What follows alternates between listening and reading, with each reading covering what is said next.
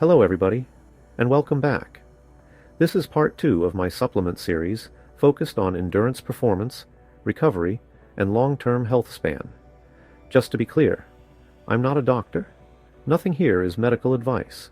I'm just a 61-year-old runner, former 300-pounder that now weighs about half that, and someone who reversed type 2 diabetes, quit smoking, and rebuilt a life around movement, nutrition, and recovery. These supplements, they're part of a system I've built over years, using blood work, VO2 max tests, DEXA scans, and a lot of reading. I'm not suggesting anyone watching do what I do, but if you're interested in performance, resilience, and aging well, you might find some value in what I've learned. This is not a prescription, it's a conversation, a mix of science, consistency, curiosity, and yeah, I'll admit it, I find self-experimentation weirdly fascinating. So today we're diving into what I call my Endurance Edge Stack.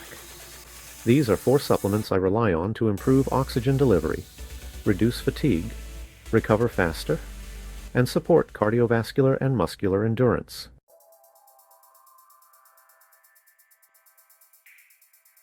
Let's start with Citrulline Malate. This one plays a central role in my endurance stack because it works on multiple levels: energy production, blood flow, and fatigue resistance. Citrulline converts into L-arginine, which boosts nitric oxide. This opens up blood vessels, improves circulation, and allows for better oxygen and nutrient delivery to muscles during training. Malate, on the other hand, is involved in the Krebs cycle, supporting ATP production. So this supplement isn't just about blood flow, it's about making and using energy more efficiently. In a 2010 study in the Journal of Strength and Conditioning Research, Citrulline Malate improved time to exhaustion and reduced post-exercise soreness by 40%.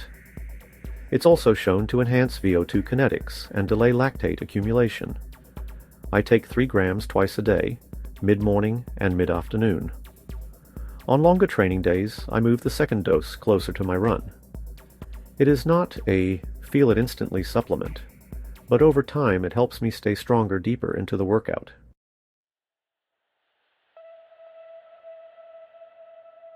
Rhodiola Rosea is an adaptogen, meaning it helps your body adapt to stress.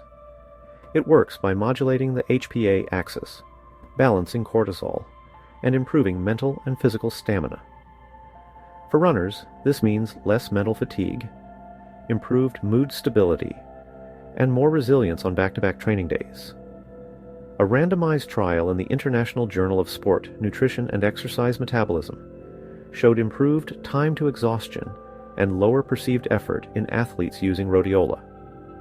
Another study in phytomedicine found it increased mitochondrial efficiency by stimulating key enzymes involved in ATP production.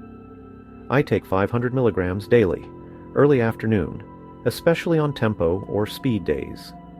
It's helped me push through harder sessions with less mental drag and recover more consistently between runs.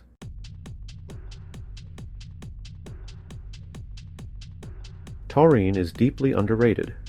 It regulates calcium signaling in muscle cells, helping them contract and relax more efficiently. It also plays a huge role in electrolyte balance and mitochondrial function. For endurance athletes, this means better muscular coordination, less cramping, and more stable energy output. On top of that, taurine acts as an osmolyte. It helps maintain cellular hydration under stress. The big headline came from a 2023 science paper showing that taurine levels decline with age, and supplementing it reversed multiple aging markers in animals, including improved muscle strength, immune function, and mitochondrial health. I take 2 grams 3 times a day, morning, noon, and evening. For me, it's helped reduce cramping, smooth out long efforts, and it's one of the few supplements I view as both a performance and longevity tool.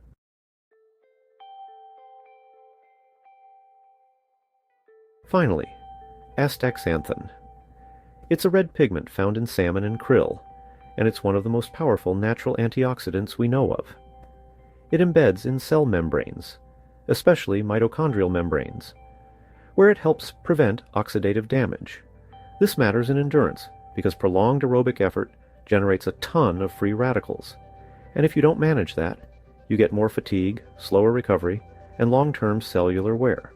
In one study from Journal of Dietary Supplements, endurance athletes taking Astaxanthin showed a 20% increase in time to exhaustion, along with lower markers of inflammation and oxidative stress. Other research shows it improves fat oxidation and VO2 max over time. I take 12 milligrams per day with my evening omega-3s. It's subtle, but I found it helps with recovery, especially in heat or after long trail runs. I also like that it supports skin and eye health, two areas endurance training can tax over time: the longevity layer, cellular defense, mitochondrial preservation, recovery resilience. Before we wrap, I want to zoom out for a second and talk about how these same 4 supplements fit into the bigger picture. Not just running today, but aging well tomorrow. Because, for me, it's never just about speed or distance. It's about maintaining performance deep into my 60s, 70s, even 80s. Let's start with the big picture. All 4 of these supplements target foundational mechanisms of aging. Things like mitochondrial decline, chronic inflammation, oxidative stress, and stress hormone dysregulation.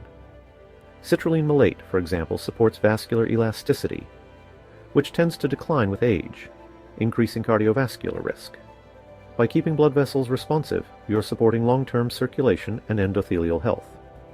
Rhodiola may help mitigate the long-term effects of chronic stress, which is a well-known driver of biological aging. Elevated cortisol degrades muscle tissue, impairs immune function, and accelerates brain aging.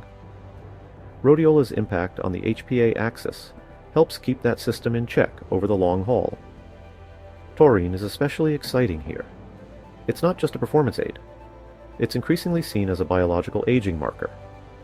That science paper I mentioned earlier? It didn't just show increased lifespan. It also showed improvements in age-related muscle loss, immune decline, and metabolic function. And astaxanthin, its ability to embed in and protect mitochondrial membranes, makes it a kind of long-term insurance policy for your energy systems. Over time, that's what keeps cells functioning well under stress, especially in the heart, brain, and retina, all tissues highly vulnerable to oxidative damage. What I love about this stack is that it's not just for now. These aren't quick fixes or trendy hacks. They're deeply rooted in the biology of resilience, supporting systems that wear down with time, but that we can influence through training, recovery, and smart interventions. So while, yes, these help me on the trail, they're also about staying in the game for the next chapter and beyond.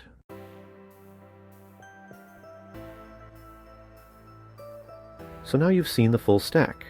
Citrulline for blood flow and oxygen delivery, Rhodiola for stress resilience, Taurine for cellular function and balance, Astaxanthin for protection and stamina, and all of them tied together by this deeper thread of supporting long-term health.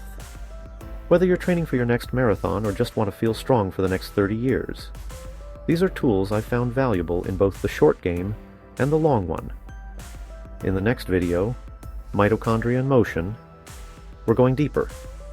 We'll look at supplements that directly impact ATP production, mitochondrial biogenesis, and cellular energy capacity, including PQQ, cordyceps, and acetyl L-carnitine. If you've ever felt like your body's engine needs a rebuild, not just a tune-up, you won't want to miss that one. Thanks again for watching. Subscribe if you want to keep going down the rabbit hole with me. And let me know what you're using in your own stack. I'll see you in part 3.